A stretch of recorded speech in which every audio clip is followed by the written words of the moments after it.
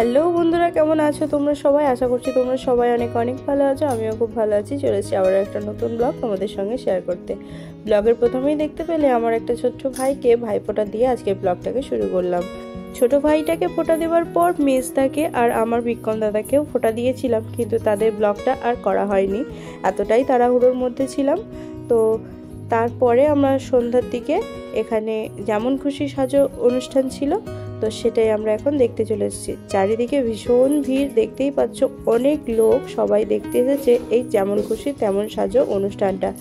তো এটা ভীষণ বড় করে হয় আর সবাই এখানে যোগদান করে আর সবাই অনেক বিভিন্ন রকমের সেজেছে। তো তোমরা দেখতেই পাচ্ছ ভিড়টা কতটা, মানে সবাই এটাকে দেখতে এসেছে। তো এটাই আমরাও দেখতে চলে গিয়েছিলাম আর দেখতে পাচ্ছিলাম না, এতটাই ভিড় হয়েছিল যে একদম জায়গা পাচ্ছিলাম না। আর ঋত্বিক বাবুকে নিয়ে এতটা ভিতরে ঢুকবো, তারপরে দেখতে পাবো না, গরম হবে ভীষণ, যেহেতু গরম এখন, তো সেই জন্য দূর থেকে যতটা পেরেছি ভিডিও ক্যাপচার করেছি। তো তোমরা দেখতে থাকো।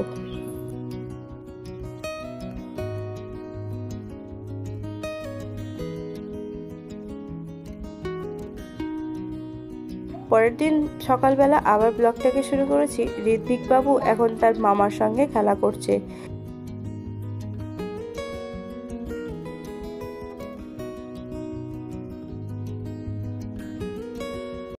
এখন দুপুরবেলা খাওয়া দাওয়া হয়ে গিয়েছে। ঋত্বিক বাবু 5 মিনিটের জন্য ঘুমিয়েছিল, আবার উঠে পড়েছে।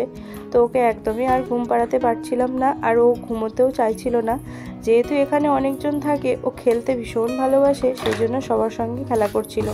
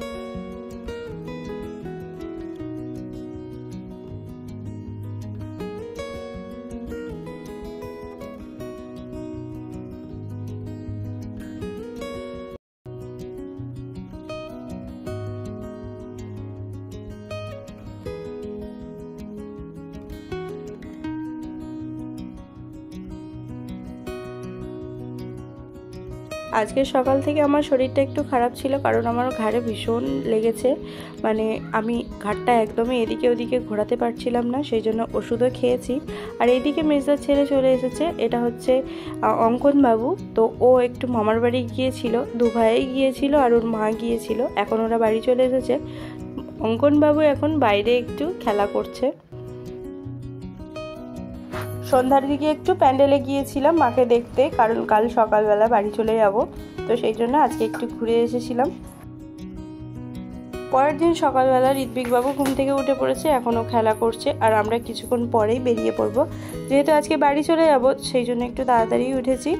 তো এখন আমরা রেডি হব বাড়ি যাওয়ার জন্য। ঋত্বিক বাবু এখন একটু খেলা করছে, ওকে কিছুক্ষণ পরেই রেডি করিয়ে দেব।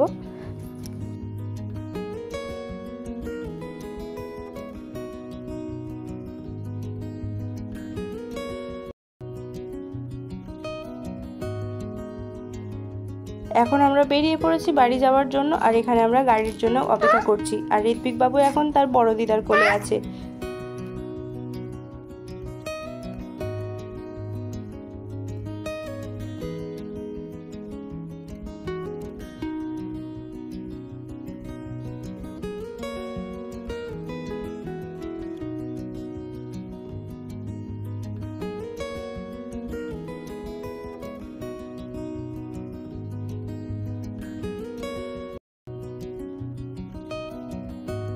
এখন আমরা উঠে পড়েছি লঞ্চে, এরপরে আমরা বাড়ি ফিরে আসব। আর আজকের ব্লগটাকে এখানে এন্ড করে দিচ্ছি। আজকের ব্লগটা যদি তোমাদের কিছু ভালো লেগে থাকে, অবশ্যই একটা লাইক করে দিও। আমার চ্যানেলে যদি তোমরা নতুন হয়ে থাকো, সাবস্ক্রাইব করে দিও পাশে থেকো। দেখা হচ্ছে পরের কোনো ব্লগে। সুস্থ থেকো, ভালো থেকো, টাটা।